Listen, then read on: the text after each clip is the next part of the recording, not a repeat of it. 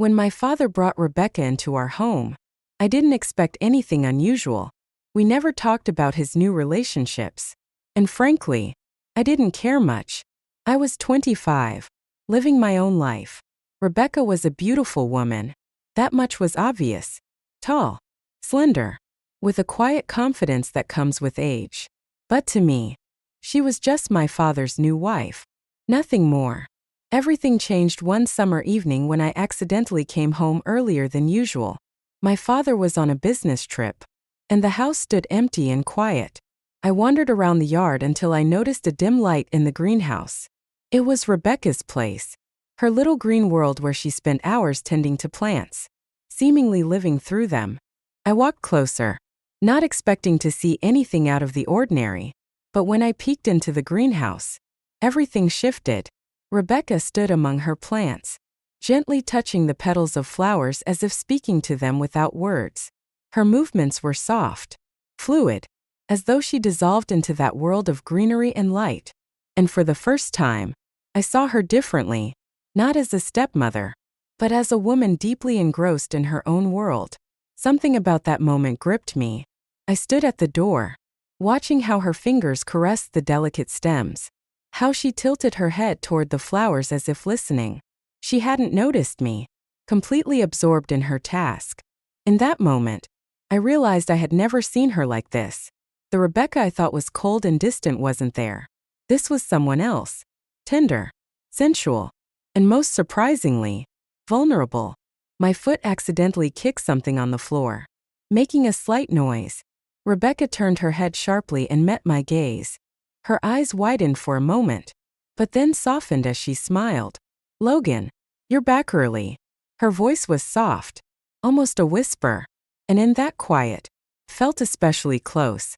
Yeah, something like that. I shrugged awkwardly, feeling caught off guard. Rebecca didn't look away. There was something about the moment that held me in place.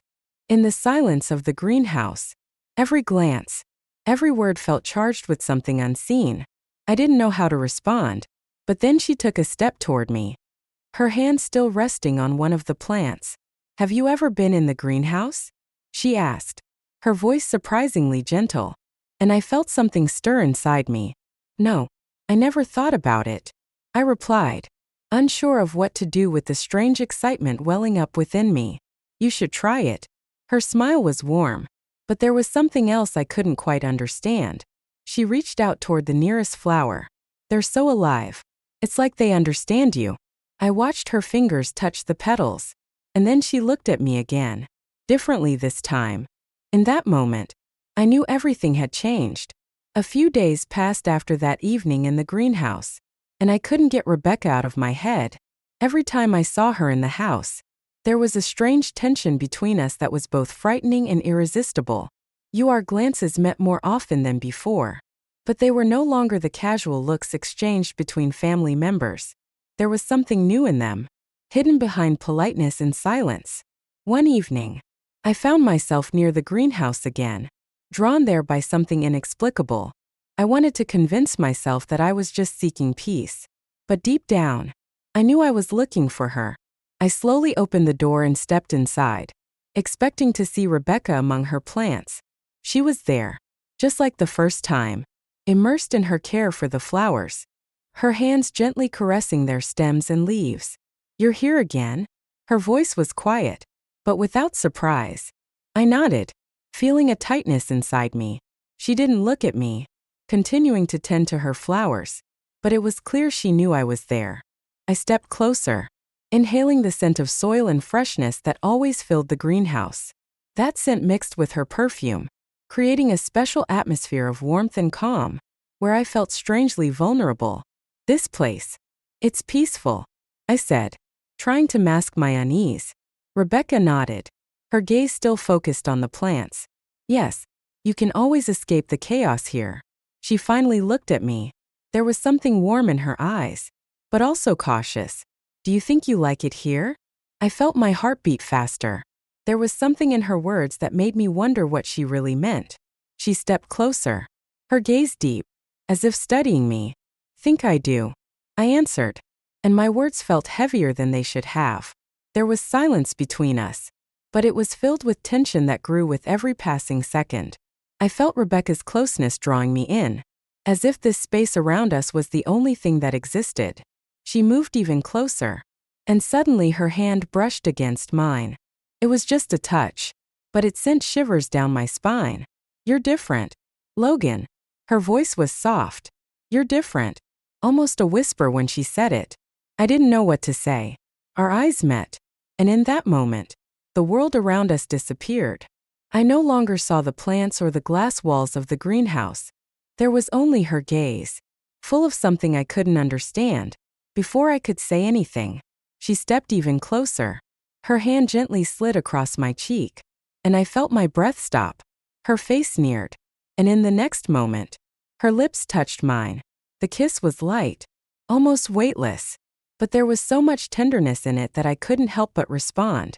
We stood there in the silence, surrounded by the scents of flowers, and it felt both wrong and incredibly natural. After that kiss, something changed not only between us, but also within me. The whole world suddenly took on new shapes. Every time I passed Rebecca in the house, my heart would beat faster. We didn't talk about it, never mentioned the evening in the greenhouse, but every glance, every casual gesture filled the air with tension that couldn't be ignored. One morning, when my father left for the city on business, I was left alone with Rebecca. The house seemed incredibly empty and quiet, as if waiting for something important.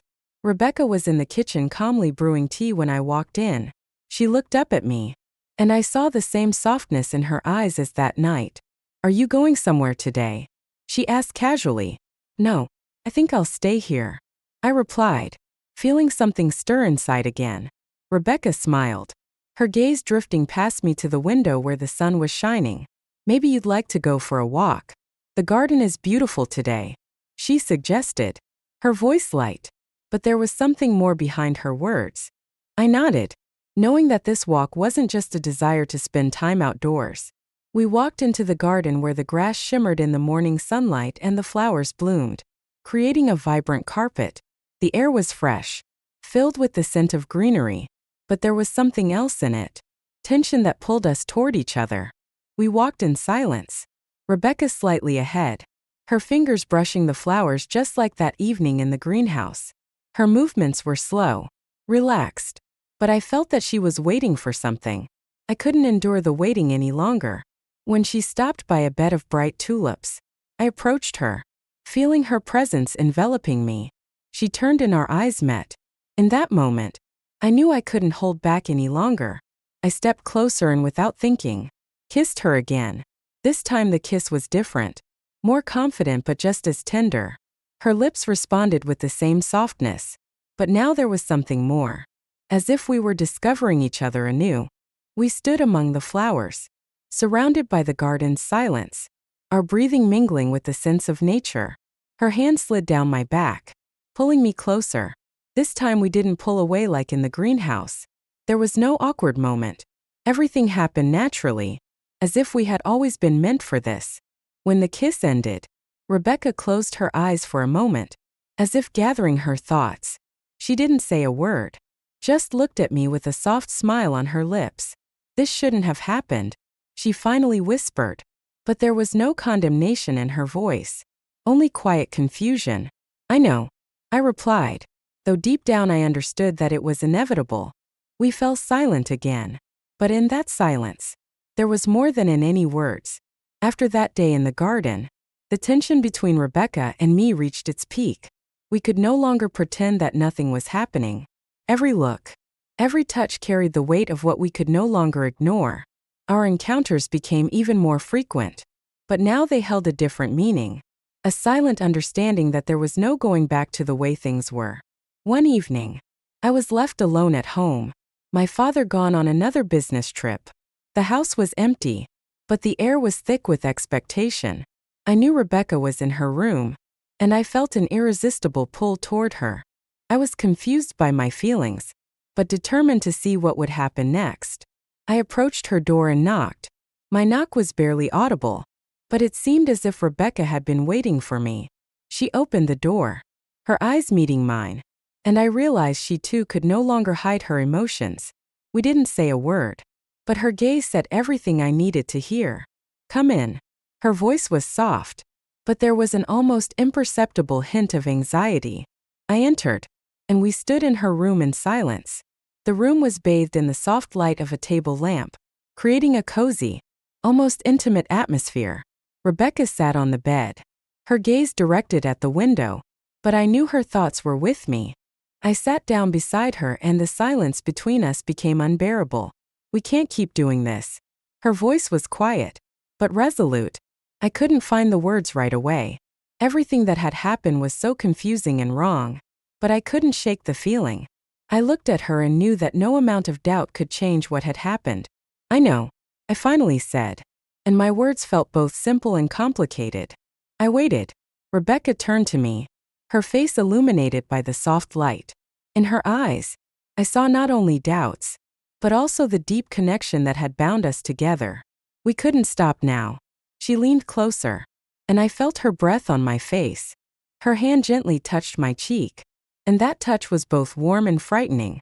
I knew that what was about to happen would change us both forever. Her lips softly touched mine, and this kiss was different. There was no doubt like in the greenhouse or the garden. This kiss was full of acceptance, as if we finally understood that what existed between us was not just physical attraction, but something much deeper. When we pulled away, Rebecca looked at me with a soft smile. It was a moment of silence, filled with the understanding that there would be no turning back. We both realized that we were crossing a line we shouldn't, but retreating was impossible. "What now?" I asked, even though I knew there might be no answer. Rebecca stood up from the bed, walked to the window, and looked at the stars as if searching for answers in them. She was silent for a long time before she quietly said, "We'll find a way, Logan, but it won't be easy." I knew she was right. Ahead of us lay many difficulties, many decisions that would change our lives. But at that moment, didn't seem so important. I felt that as long as we were together, we could get through anything. The silence in the room returned, but now it wasn't frightening. We both knew our lives would never be the same, but we accepted it with the understanding and readiness to move forward.